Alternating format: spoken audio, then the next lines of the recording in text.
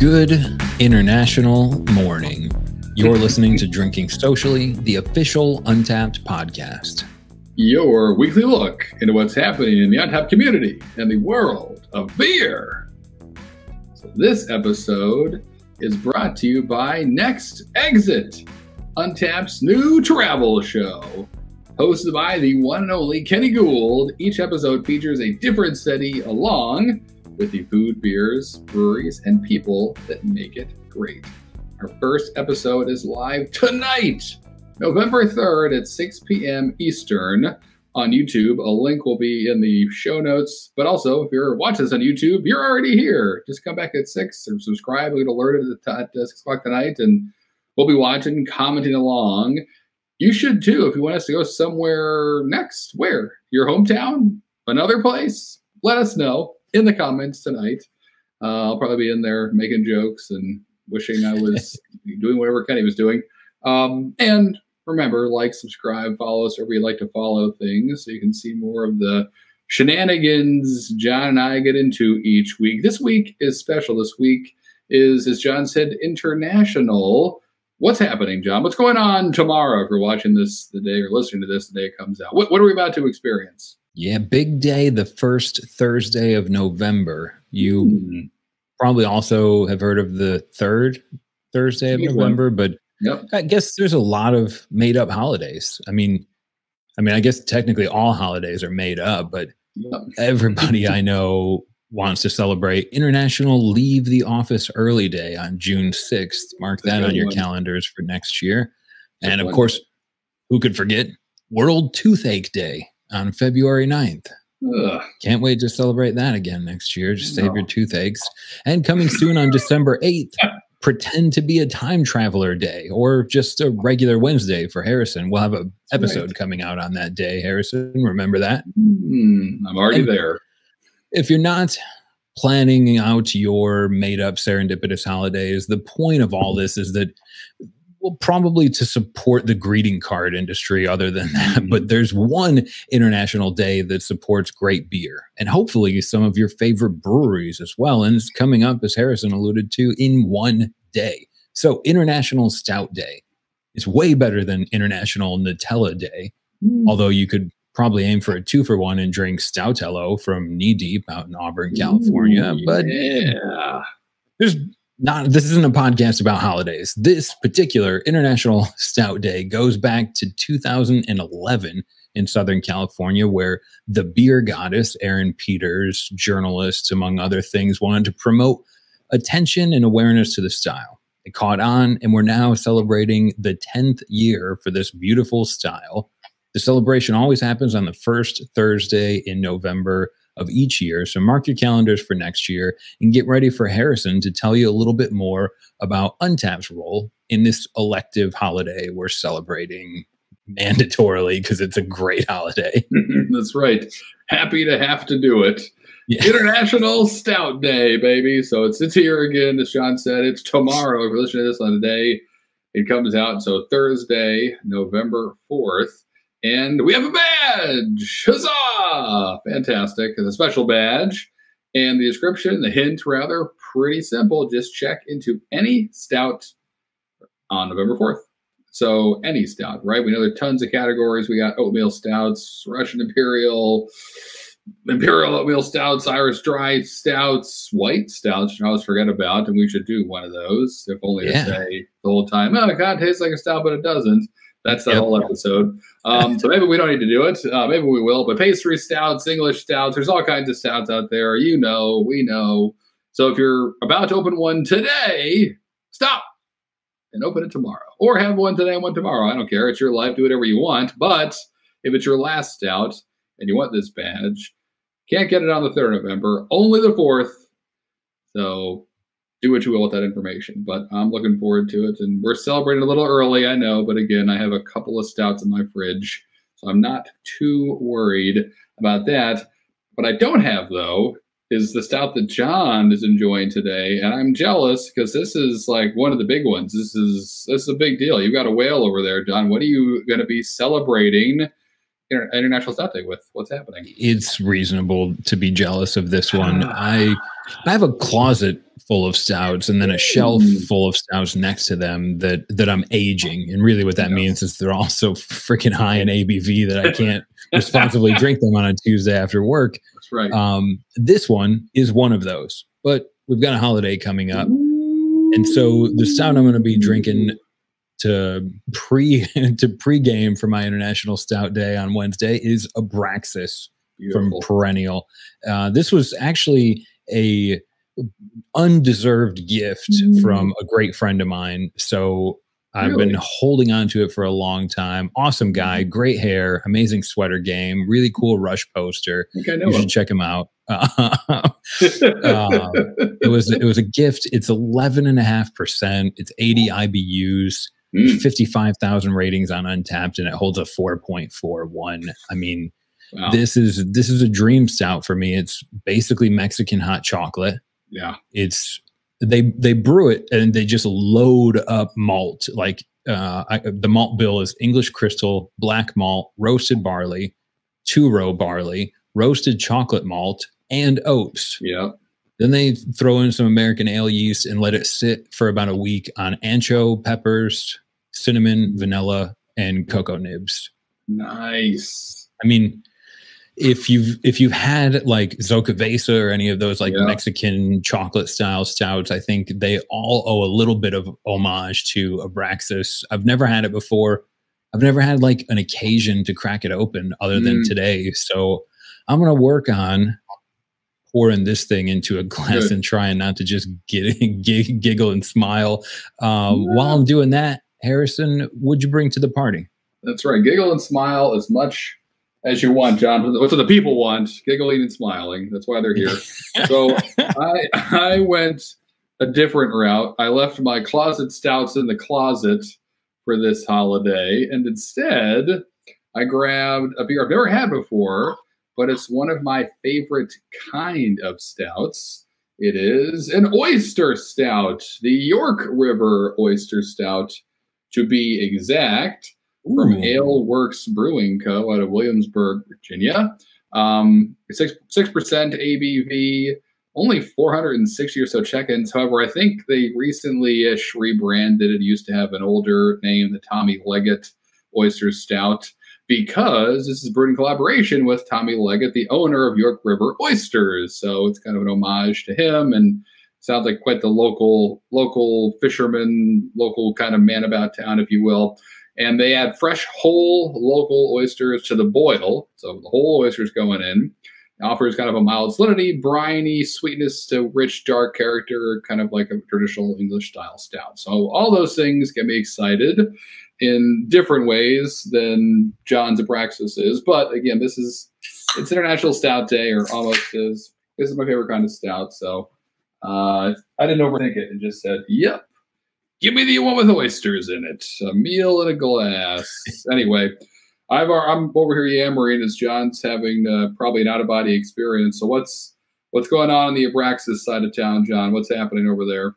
Oh, let me hold this up to the microphone for a second. Waffles. That's I know that's what it sounds like. Wow. If you haven't had Abraxas yet, you may have heard of it before, especially if you're listening to the Untappd podcast. You've probably heard of this beer. And all I can tell you is that the rumors are true. It's like painfully gooey and smooth. And then the ancho brings just like almost like a smoky heat, like not anything that you're it's a really mellow, subtle tinge of heat that's almost like on par with what you would get from a lot of cinnamon. And then the vanilla beans, they don't use a cop-out vanilla. They're throwing the expensive beans in here, cocoa nibs. This, I mean, it tastes like a really good brownie, but that's not even doing it justice. It tastes like I'm going to probably feel really good in a little bit. And that's maybe the best description I could give. I understand how 55,000 people agree that it's a nearly perfect rating on Untappd. Right. I'll shut up, Harrison, and try not to. I mean, if you can get Abraxas, just do it. That's my review. Aroma, yeah, it's dark and all that stuff, but just get it. Get it. Singing endorsement. Loving it. What about you, Harrison? How's the oysters treating you? Yes, this is as described. It's delivering perfectly. This is great. I mean, it's so oyster stouts, if that's a new style to you, here's the long and the short of it. You can use just the shells, you can use whole oysters, add some seawater, kind of different breweries do it different ways. As I mentioned, Aleworks is throwing the whole oyster in there. So there's a couple things. First up, the kind of calcium carbonate that is an oyster shell, so it's made out of, can kind of help clarify the body a bit, which doesn't really matter with a stout, but it also kind of adds a little bit more body to it, I find. And then you do get like this is not briny, salty like Goza. This is different. It's kind of just like it's really chocolatey on the front, and then it's like a kiss of sea salt in the back. It's almost like sea salted chocolates. So it's very good. It's I mean, that's it. It's like a sea salted and dark chocolate bar that I, get for my significant other 3 times a week. Whenever I'm in the grocery store, I'm probably also getting a bar of some fancy sea salt chocolate. But I end up eating about half of it at home too. So it's for both of us. But yeah, thickness and health here. Right. Yeah, that's right. It's good for it. Dark chocolate, all that stuff.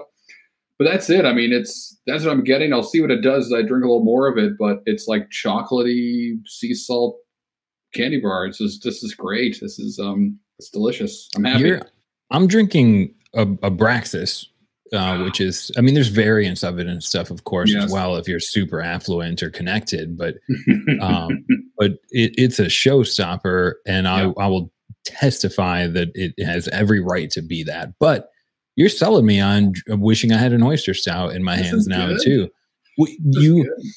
I think a lot of us, almost probably everyone listening to this show is at one point heard the term oyster stout. Maybe a couple of us have drank them before or walked away from them. And maybe you like oysters, but oyster stout is just one of those things that's like, oh, do you want a ketchup and jelly sandwich? Like, it doesn't sound like they would connect well. Right. When you're talking about that, Harrison, like throwing whole oysters and stuff, and thank you for kind of elaborating on that. Have you guys ever brewed with oysters at Neshaminy, or is that something you ever? Am I wrong in thinking that there's an assistant brewer somewhere that's just popping these things open and throwing them in a mash tun? Sure. So you could do that, or you could. I mean, I know we never did it in Neshaminy Creek, but there are plenty of breweries that'll do an oyster boil in the mash tun. Like, you will throw the whole oysters in there and do your brew day, and as they open up, when they hit boiling temperature, pull them out and eat them, and then keep brewing. So you're doing like an oyster boil while you're making this beer. Not all of them, you got to leave some in, but yeah, we never did that, but I've seen it. I know breweries do that. That's all a brew kettle is, just a big old kettle that you're boiling hot wort in. So why not pull some oysters out and eat them? So that is a thing. My favorite memories and favorite oyster stouts, though, was not one of the ones we brewed, but one that Yards Brewing Company, also out of Philadelphia, still brews. It's called their Love Stout. It's their oyster stout. And it's on nitro, usually on tap around town. And it's always on tap at the Oyster House in Philadelphia on Sanson Street. So if you know, you know. And if you don't know, you should get over there.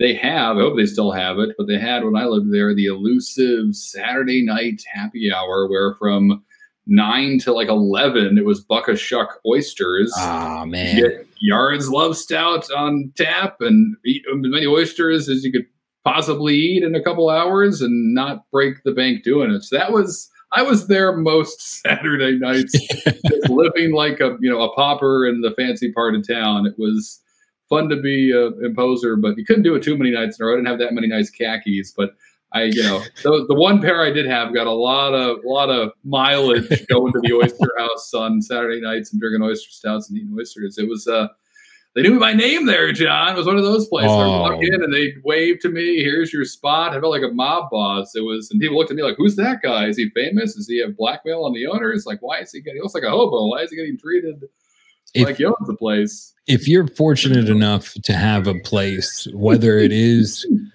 the oyster house or a really fancy chop house or anything in between, if you're fortunate enough to be able to frequent a place, not just financially, but like to have a place that's that good that draws you back every week and then they start to know your name, in my opinion, there is no greater feeling than walking into your favorite hospitality establishment and then having them greeting like, "Hey, how's it going? Well, yeah, we tried the meatballs tonight. We did something that's such an awesome feeling.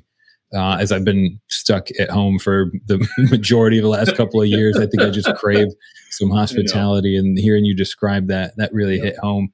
Yeah, felt like the glory days, John. I've said that a bunch in this podcast, but it's nice to think about and remember those nights as well as one could with as many oysters and oyster stouts involved. Yeah. But yeah, so again, favorite style of beer. I think I just perhaps gave it, or some stout rather, favorite kind of stout. Perhaps gave some insight now as to why. A lot of history with me and the oyster stout and oysters, and good plus nostalgia equals best. That's an equation that I just made up. I think you're right. You mentioned, I like it. You science nerd. You mentioned sodium bicarbonate in the oyster shells. Yes. Is that something? I've only seen oyster stouts. Is there a reason? One, do brewers use sodium bicarbonate to clear up other beers, just like the chemical? Is that a common practice? Or two, second question, could I find an oyster IPA, or is there good reason why I shouldn't? Well, I mean, you use, so calcium carbonate is what's in there. And that's gypsum. Yep. I was totally wrong. Yeah. You're right. Well, close enough. Sodium, that's baking soda. Fancy science word. Right. Yeah. They're all salts. You could use them in brewing. And calcium carbonate's used a lot. I mean, to help with the pH of the water, to help really clear up your beer. And it's still used today, but you don't need to go find oysters to do it. You can go to your supplier and order that brewing salt. And again, most breweries use calcium carbonate in one way or another for certain beers, all that stuff. So it's really common in the beer world. So yeah, do not have to go to the shore though and pull some moisture out of the ground anytime you make a beer. We figured it out. Clarify this Irish stout. Right? Yeah, give me those things. I know, right? But it can help increase the pH and the water hardness and all that stuff, but also make sure your mash doesn't get too acidic, which can happen, especially when you're dealing with roasted malts like this, which you don't want. It can mess up the hops. It can taste gross. So helps with that, which is really cool, right? There's all this kind of crazy science that goes into making beer that you don't really think about, and brewing salts. That's just what the term you use, not like table salt. Again, it's other stuff that you're adding. But that is, they think, a benefit, or why brewers started throwing oysters into beers, 200 years ago. It was to help clear it up. So, let's try these. I like them for dinner. Right. They're cheap. Right. Makes total sense. Probably what it was, more so, right? Just an efficient way to make your beer and make your dinner at the same time. And I love that idea. If I'm ever able to attend a day where a brewery is creating an oyster stout and having an oyster boil at the same time, I would feel like I kind of helped make the beer by eating a few of them. Certainly. That's incredible. That's the cleanup. Yeah. Yeah, that's what I'm here for. Hand me the oysters that are already cooked. I'll help out as much as I can. That's it. It's good. Cleaning's 90% of brewing, so you're helping out probably more than you realize, John. Yeah, I've never seen an oyster Abraxas, and probably won't. But after I'm sipping on this, if they made a salted Abraxas, I would love that as well. I know that beer it's so magical and amazing, and we're lucky to have Sump from them back earlier this year. Their Sump coffee stout, which is crazy. So I've heard great things about Abraxas. One day I'll get my hands on it. But glad you're enjoying it for the both of us right now, because it is one of those legendary beers that everyone talks about, and now I can see why from your take of it. Yeah, I don't think I painted a beautiful picture, but sometimes you just got to take my word for it and go get this beer if you can. Right. I think that's the billboard I see is the Brexit get it. And that's it. That's what you see on the highway. They're like, well, like, oh, now? Okay, I'm going to work. You're talking to me? Yeah, right. Pull over. Right. I got to go get some milk and the diapers, but I guess that has to wait. The Praxis is calling my name. Next exit. Let's go. What a world. Speaking of worlds, we're researching to celebrate International Stout Day, and it happened before, right? As you said, since 2011, Untappd has been celebrating it for a couple of years now. I went and actually looked back. I don't remember how many though years we've been doing it. At least 2015, if not 2014, maybe even a little bit earlier. But I did take a look at last year's Stout Day badge. It was actually unlocked 154,000 times. So that's pretty impressive. And obviously, we know the beer community, the Untappd community loves stouts. But I wanted to take a peek and see what 2020's top stouts for the Stout Day badge were. And a lot of not surprises, but a lot of things I expected, rather, is a better way of saying that. But then also a couple surprises, a couple of things I forgot about that were like the beer of last year that popped up on this list. So number one, which probably surprises nobody when you just, without thinking too hard, you think Stout Day, is Guinness. But only like 20 check-ins behind it was KBS's Maple Mackinac Fudge. So we didn't have that, but we're on the show. When it came out last year, we were talking about it. It was a trending beer on Untappd. All your friends were having it. You probably had it out there listening. I didn't. But it was one of those, it was that one of a variant of KBS that people were like, holy guacamole, this is holy waffles, this is amazing. So that was cool to get reminded of that. And that was a hot minute of beer everybody had to grab. And what a great way to celebrate International Stout Day. But after that was Campfire Amplifier from Dogfish Head. Yeah. Which is, I think that was a new beer, at least like wider distribution for them last year. It's a milk stout brewed with graham crackers, cinnamon, marshmallows, and cocoa powder and vanilla beans, which is sick, but only 6.5%. So a kind of an approachable version of a wild and crazy stout. After that, raspberry milk stout from Left Hand. So obviously Left Hand is so known for their milk stout. It's called milk stout. But they have a raspberry variant, which is pretty sick. And then Stone Wakaveza, which or however you say it, you said earlier. Big Luscious from Founders, Layer Cake from Brewdog, the original KBS, and then Left Hand's milk stout, the original kind of base beer, rounds it out. So some classics in there with Left Hand and Guinness showing up. And then again, like the new, if you will, with Campfire Amplifier and KBS's Mackinac Fudge variants popping up on there too. So good job, everyone, last year on International Stout Day. Definitely enjoyed some pretty cool things. John, what did you have? I'm pretty sure you earned this beer last year.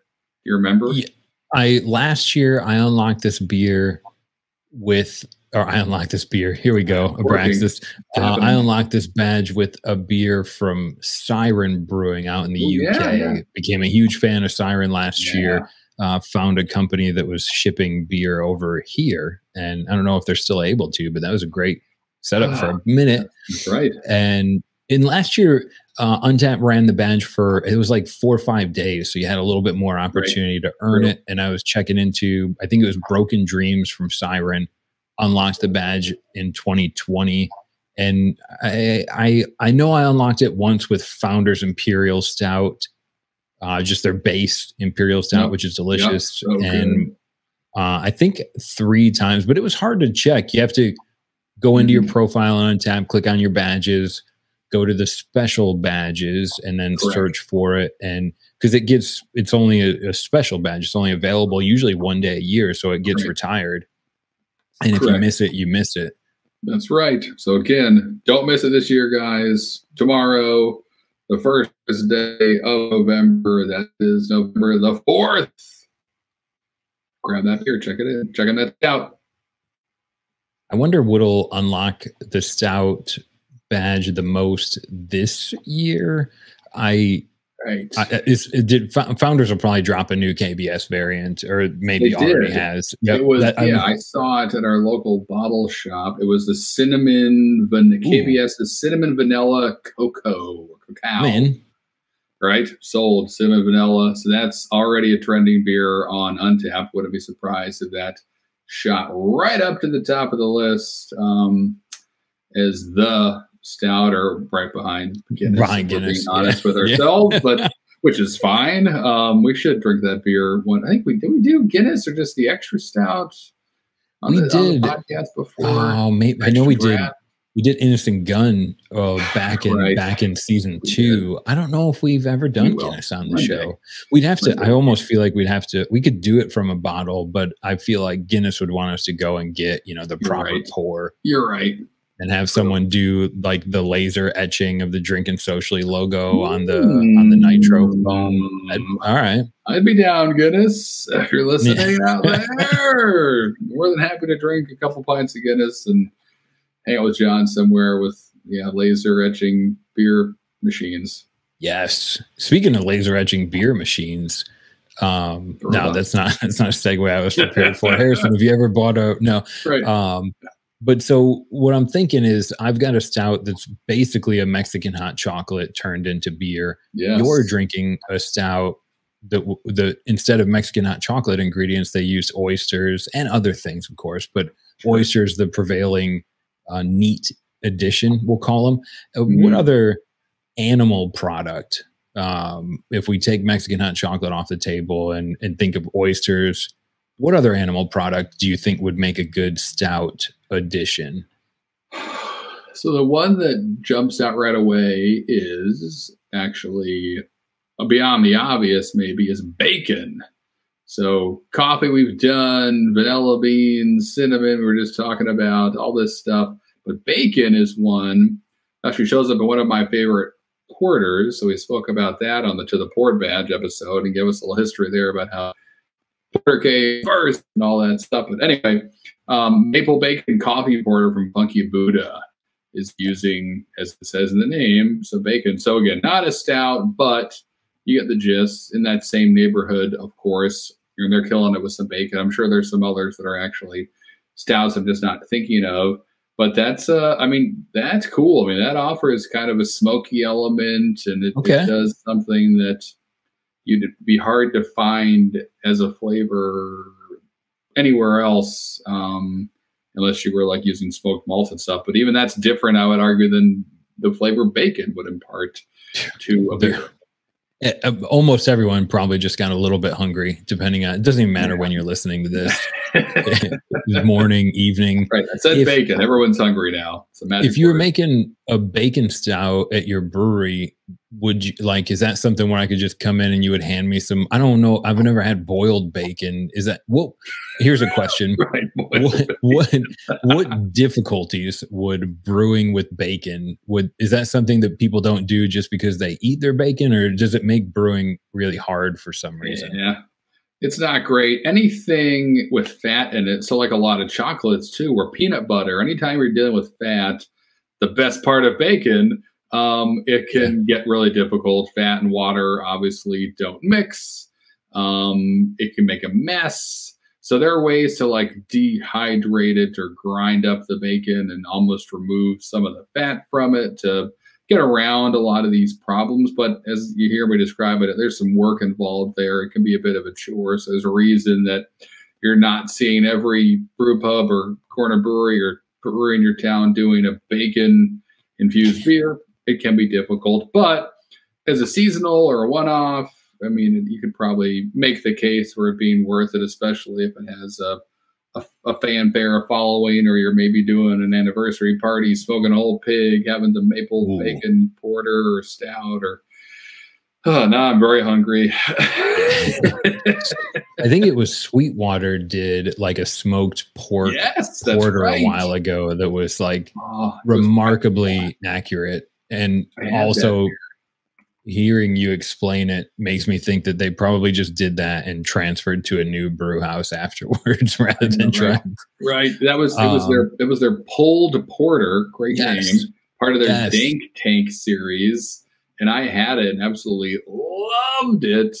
Their Dank Tank series is really cool if you haven't checked that out from Sweetwater. But yeah, so same deal, right? They were using like, they were putting, if I remember correctly, I can look it up on Untappd, but yeah, putting some bacon beer together and not losing their minds over. But again, they don't make it that much. So probably my point. Probably not their number one item for distribution, although that would smell, I don't know, maybe good or bad. But so last question for you, I think, Harrison, while I'm picking your brain on your brewing sciences, we got Mexican hot chocolate as an inspiration. I'm going back to desserts. I mean, I've had like sweet desserty bacon and waffles things before, but let's stick in with like the mainstream. We all know you love carrot cake, especially after a few episodes ago. Right. Can you think of like a dessert or a sweet or a candy that hasn't been super stoutified yet, or I don't know, one you would like to find maybe tomorrow to ring in your International Stout Day?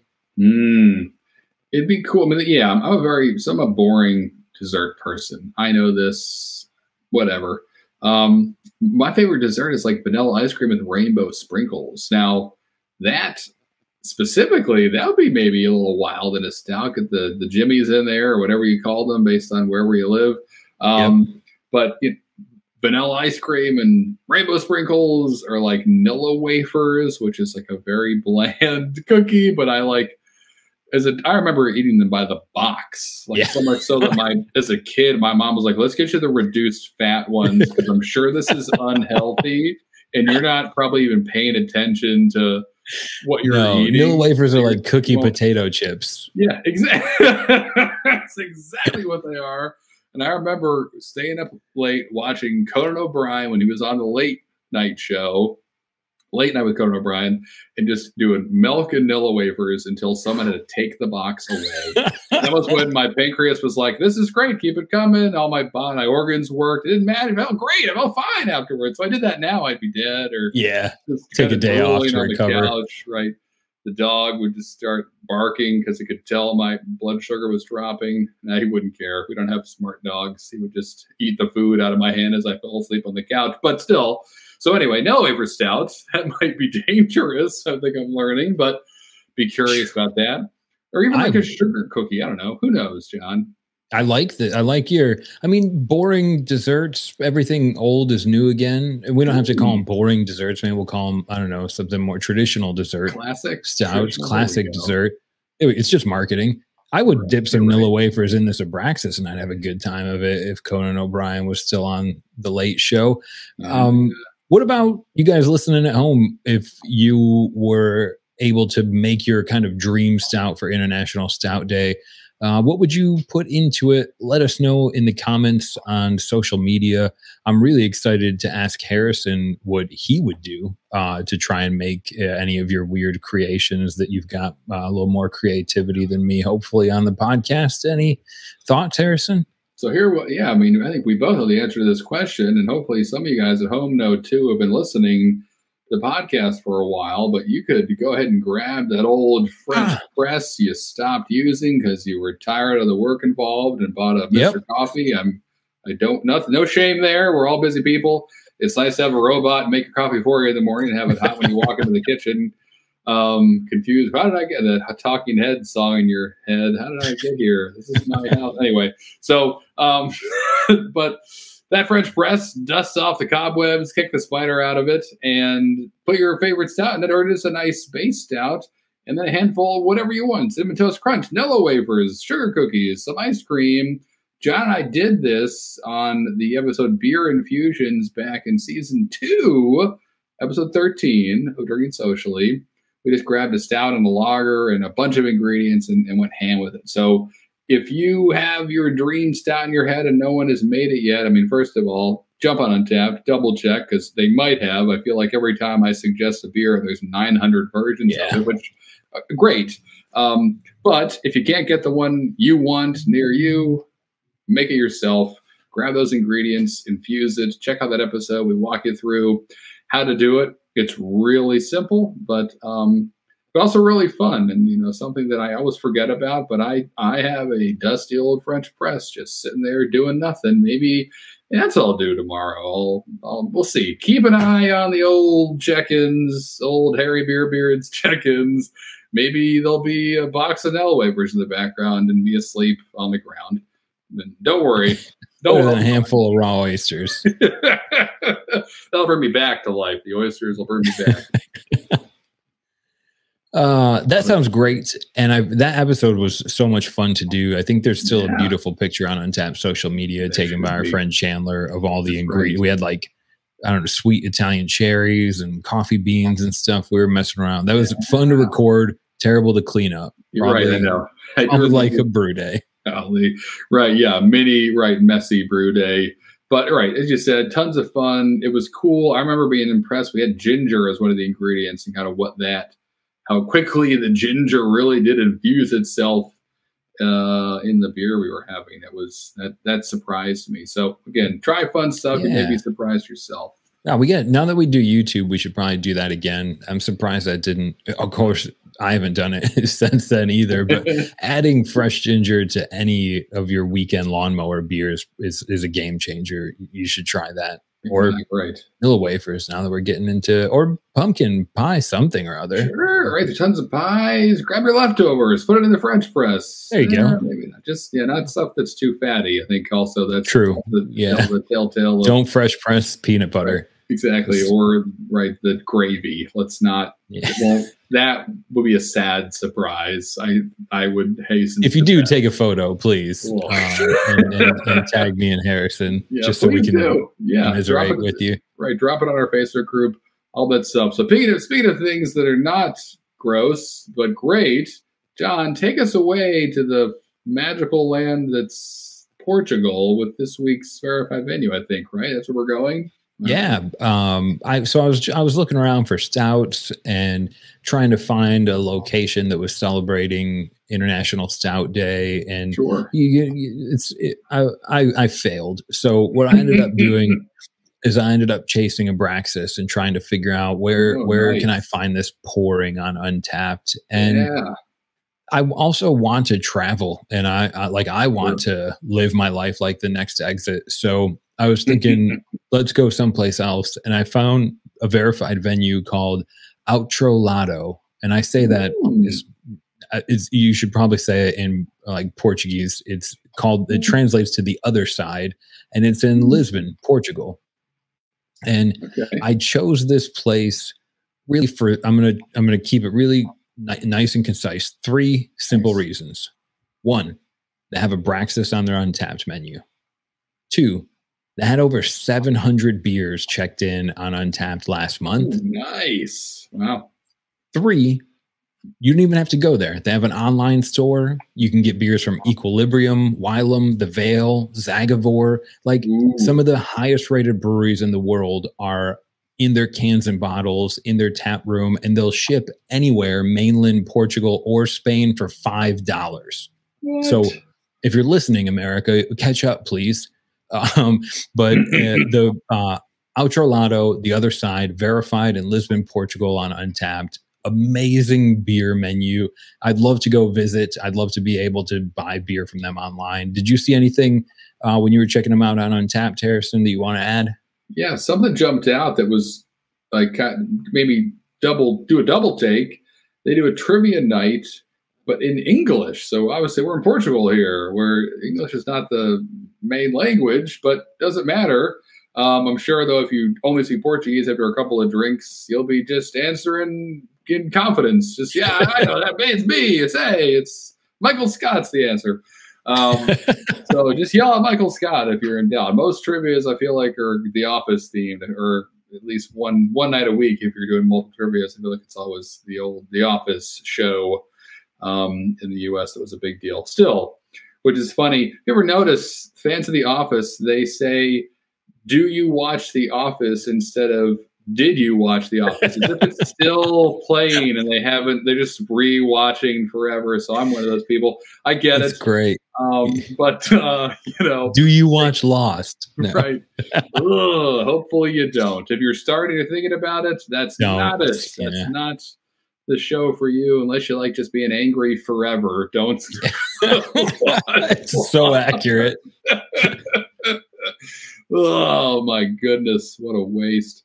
All right, but anyway, so they're doing killer stuff. The other side, I mean, clearly the beer is speak for themselves, but they're having some fun. If you're able to get there on Thursdays, enjoy some trivia, prove to your friends you're the smartest. Maybe gamble next month's rent on it. I don't know. Maybe not. Yeah, how you feel. Not go down your road again. Right, exactly. Yeah. Let's not do that. It's cold out. It's getting cold outside. Maybe not gamble at rent. Horrible advice from Harrison. Harrison's horrible advice corner. You don't need an accountant. You can do it all yourself. That was Harrison's horrible advice. Seatbelts. What is this? The 18? Okay. Let's jump back to beer. You had some. I was jealous of your check-ins again this week, John. Let's talk about the best beer of the week. What'd you find out there? Yeah, I was doing a lot of preparation for International Stout Day for the majority of my life. The greatest thing about stouts is they're all 10%. I don't know how you find them less than that. The one that I want to shout out the most it's another beer that I've been holding on to. Super delicious stout. I had the Extreme Beer Fest edition from Beer Advocate. I ordered their festival box about a year ago, and I've just been waiting to drink it. And now it's finally starting to get chilly, so crack that thing open. Shorts makes this beer, and they make this beer regularly, but they did a special version for Extreme Beer Fest. It was 9.7%, so I think technically a sessionable stout, and sits in maple bourbon barrels for a while. I mean, yeah, stouts, sweets, candies. That's me. I'm John. Got diabetes. What about you, Harrison? Yeah, so I went with the lager version of a stout. That's kind of right. With Victory's Dome Crusher, which is a dark lager, which was one of those beers that kind of tricks the mind, almost like Magic Eye, when you're like looking at a dark beer, but it drank. By my eyes closed, I would guess this is a Helles lager, but it had like kind of a smoky, smooth thing going on. Not overly smoky, but it was just such a light-bodied but dark beer. Which again, even though that happens to me once a week, I feel like I discover a beer like that. It still is always surprising. So, Victory's Dome Crusher, it was delicious, and also set me up well to be like, oh, that's right, dark beers, those are a thing. Let's drink more of them, leading up to International Stout Day tomorrow. So that was a perfect way to kind of prime me for today's cast, and it worked well, I think. Yeah, Victory makes some great beers. I had to remember to drink them on the show soon, or just drink some Dirt Wolf sometimes. Dirt Wolf. I was going to say we should Dirt Wolf or Hop Devil, which you can't even find it anymore. I don't know what the sort of Hop Devil was that brewery was all about forever, and I don't even remember the last time I've seen a bottle of it. So anyway, I'm old. That's boring. Yeah, but we're all here with you. Tomorrow, International Stout Day. Drink stouts. Really, Stout Day is every day, right? It's a state of mind, all that stuff. But with the badge, that's not a state of mind. That's a virtual thing. Only get it tomorrow, November 4th. So grab a stout, crack it open, celebrate the magical, mystical, maybe oyster-filled, maybe pumpkin-filled, maybe vanilla and cocoa-filled beers that are stouts. Maybe it's got nothing in it other than just natural beer ingredients. That's wild too. Have fun with your dry Irish. That's right. Check it in tomorrow. Earn that badge. And remember to follow us on Twitter, Instagram, jump on podcasts, Untappd.com. Follow us on YouTube so you can see us be goofy, and how many sweaters I have. We'll all find out together through the rest of this season of Drinking Socially. What's going on, though, next week, John? Do we have a plan? Are we winging it? What's happening? We're men without a country next week. We're going back to the drawing board. The leaves are changing. I'm realizing I've grown too much for last year's sweaters. So got it. The things are changing. Tune in next week. Of course, we'd love you to do that. And remember, be active on Untappd social media. When you see them post about drinking socially, let us know what you'd like us to cover. Yeah, no plans. Let's see what happens in 7 days. Enjoy International Stout Day. That's right, everybody. Until then, cheers!